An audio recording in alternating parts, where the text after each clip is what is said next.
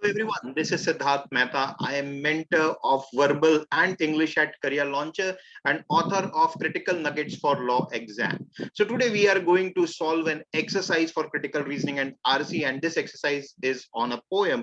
So what I have done is I have picked a poem, and this is I'm sure most of you must have read this. This is from the Harry Potter book, the Harry Potter series, Harry Potter and the Philosopher's Stone, the sorting hat. So this is the poem, and on the basis of this poem I have framed 5 questions. So I shared this poem yesterday in my Telegram channel. The link of the Telegram channel is in the description box if you want to join that. So I shared this in my Telegram channel yesterday and posted 5 questions around it. If you have not yet seen, then you can stop the video and read the poem once and then go on to answer the questions that follow. Right. So let me first and foremost explain this poem. It's a very simple and direct one. So let me start.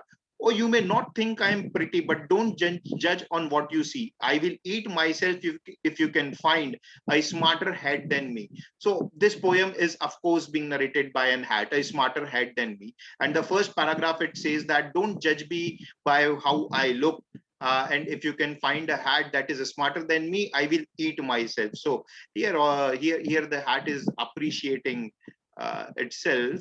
Then next is second stanza. You can keep your ballers black and your top hat sleek and tall, for I am Hogwarts sorting hat and I can cap them all. So here it is saying that I am the Hogwarts sorting hat. You can keep your caps with yourself and I can cap them all. So again, something of appreciation, for self appreciation, I should say. There is nothing hidden in your head the sorting hat can't see. So try me on and I will tell you where you ought to be. So here it says that everything that you think in your head, I can see that. There is nothing hidden in your head. I can see that. Hat is saying that I can see everything inside your hat and sorry, head, and you should try me and then I will tell you where you belong. So here it is actually the hat is telling its purpose, that what it is going to do. It will tell where you ought to be. Okay, so you might belong to Gryffindor. So this is perhaps one of the categories. You may belong here. How? Where dwell the brave at heart? Their daring, nerve, and chivalry set Gryffindors apart.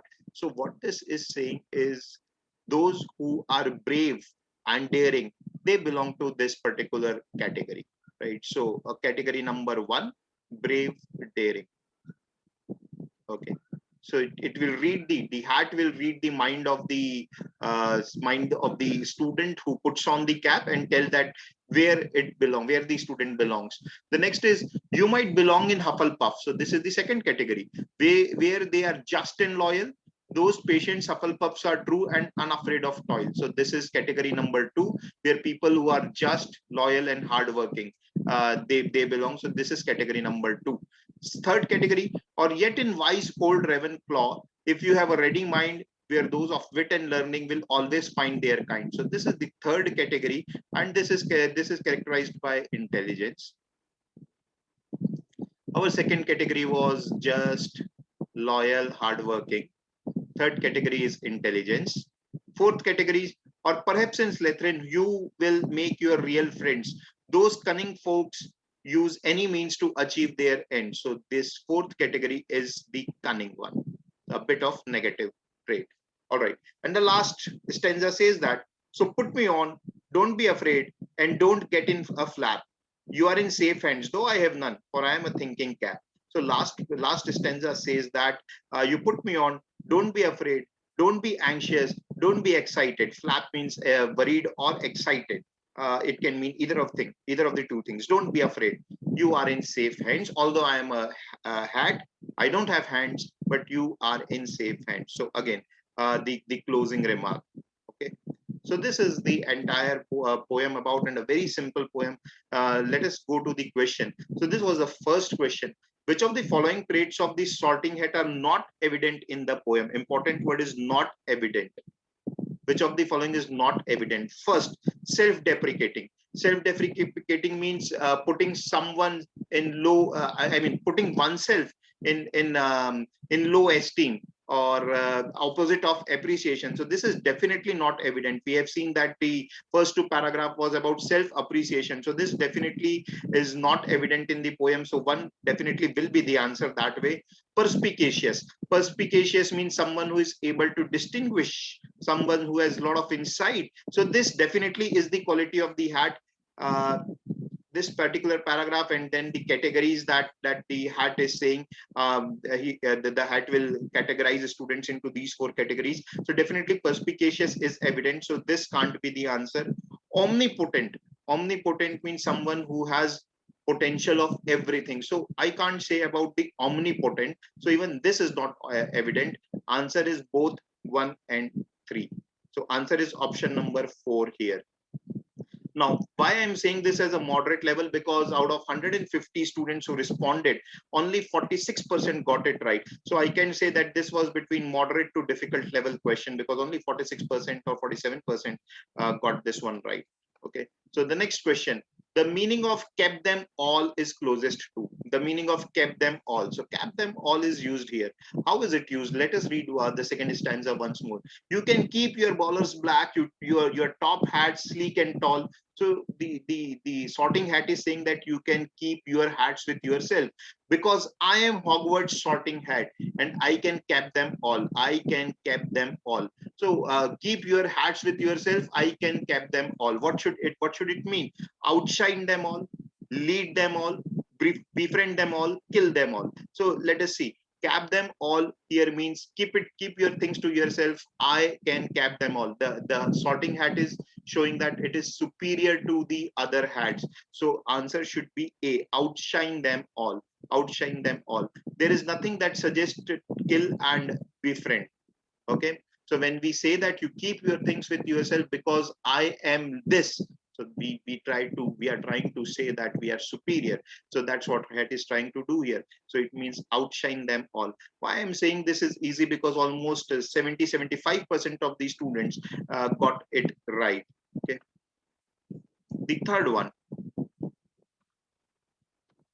Yeah. Suppose the sorting hat categorizes the students of Hogwarts school on the basis of their qualities into the houses, as per the information mentioned in the poem. So as per the information mentioned in the poem, now this tells us that there is that the students are to be divided into the houses as per their qualities, as mentioned. So here he has mentioned that how the hat will categorize, and from here on the third stanza onwards, the entire process of categorization has been discussed. Sorry. So let us see further. The assumption that hat has while sorting students are. What is the assumption of hat? First, that the student possesses clearly distinguishable qualities that can be categorized into four groups, right? So whether this is the assumption, let us see how to find the assumption. To find the assumption, we should negate the option. So we will negate it. That the student possesses clearly distinguishable qualities that can be categorized into four groups. We will negate and say that the students do not possess clearly distinguishable quality.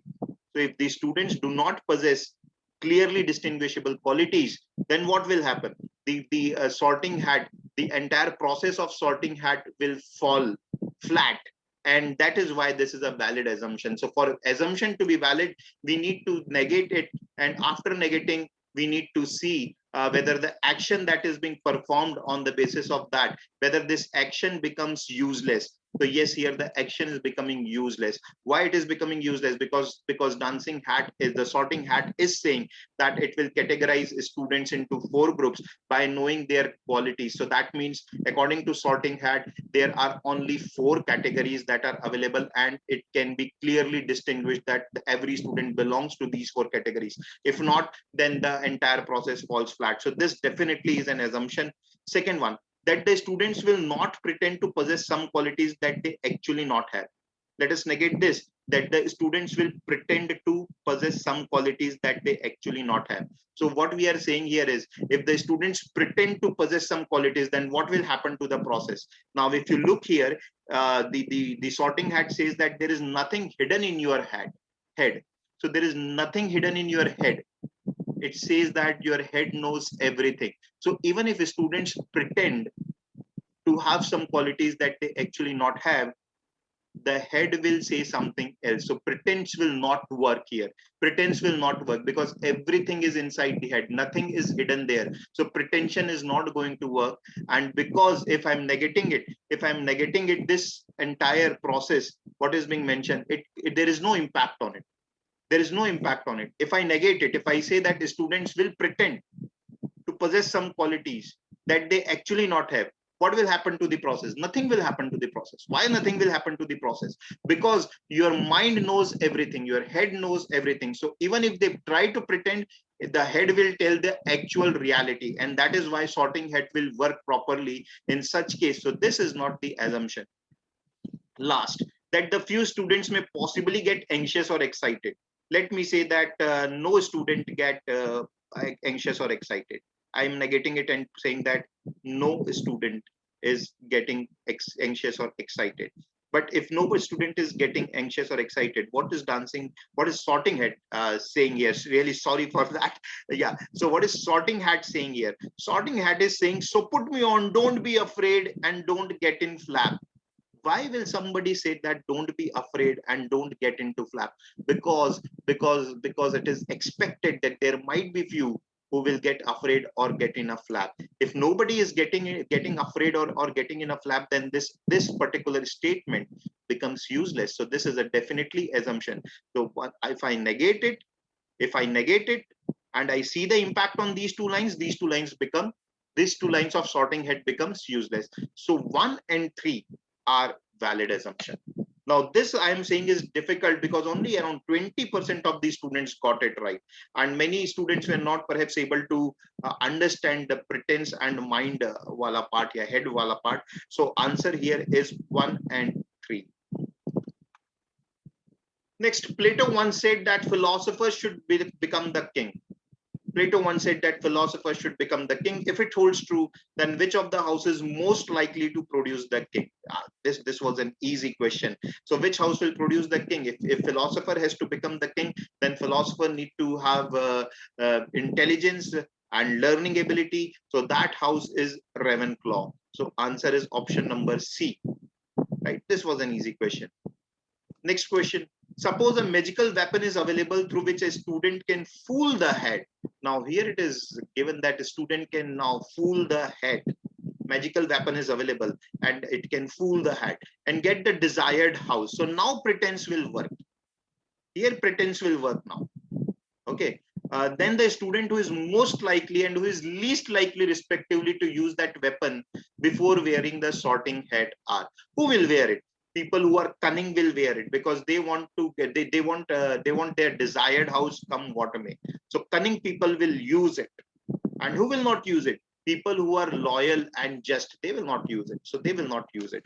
Now it is mentioned respectively. It is mentioned respectively means first I have to mark those who are most likely to use, and then I have to mark those who are least likely to use. So the answer is a student who ideally belongs to Slytherin.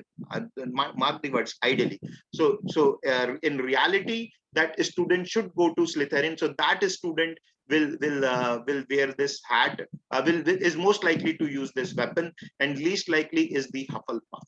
So this was a moderate question. I think many students did not read the word respectively and marked option B, but this is very important to note in what order you have to mark, right?